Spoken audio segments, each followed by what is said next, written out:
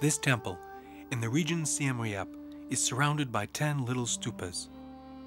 These small funerary towers form a cemetery which faces the temple's classical architecture, a building filled with statues, capitals, and festooned friezes for the god's glory.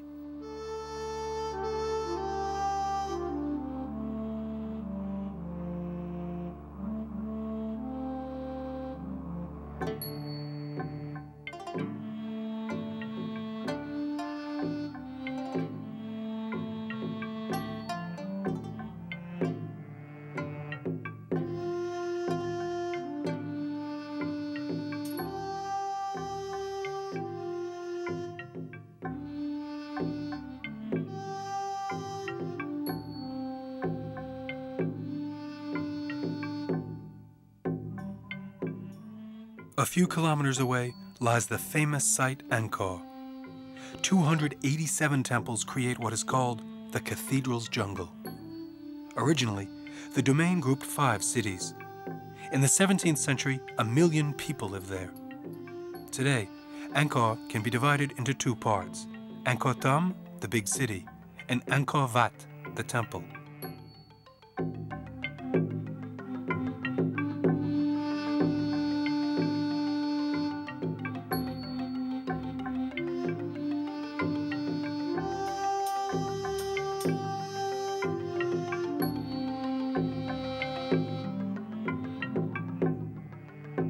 The road leading from Siem Reap penetrates Angkor Thom by its southern door. All the entrances are guarded by 52 giant stones, which are symbols of the 4 faces of Buddha.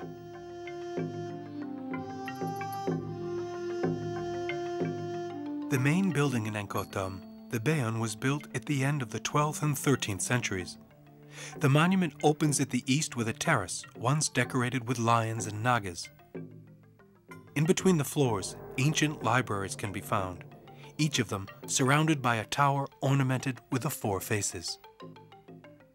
The second floor has interior galleries on which divine subjects have been sculpted.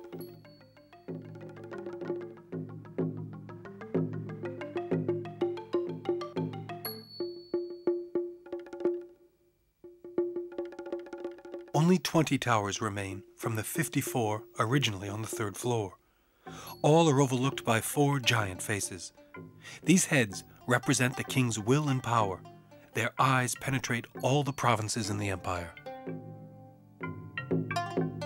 The first floor is a rectangle with ambulatory exterior galleries. It stands on a basement.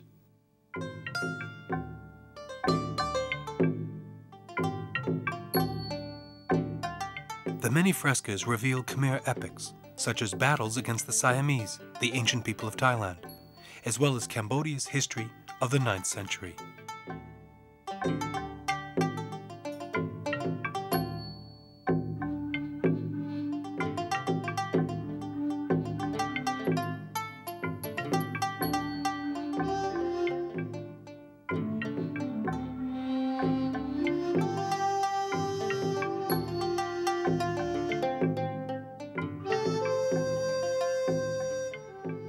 The Bayon, a wonder with 1,000 faces, relates more to the palace than to the temple.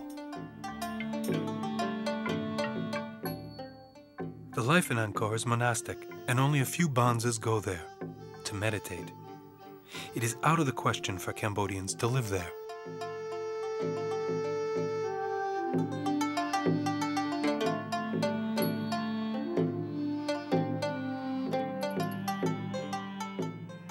Around Angkor, rice fields cover 17% of the land.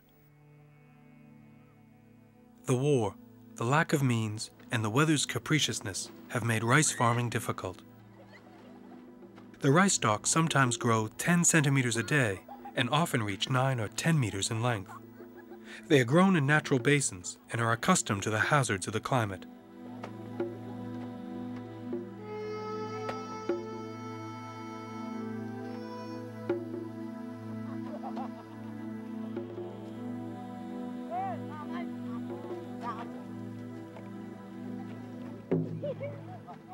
The women, with hats made out of their kramas, endlessly tear out the rice shoots, which will later be replanted. This is tiring work, which occurs 3 times a year during each of the crop harvestings. The major work of rice farming generally takes place during the wet season. The women scatter the germinated seeds, then the men will twice till the fields.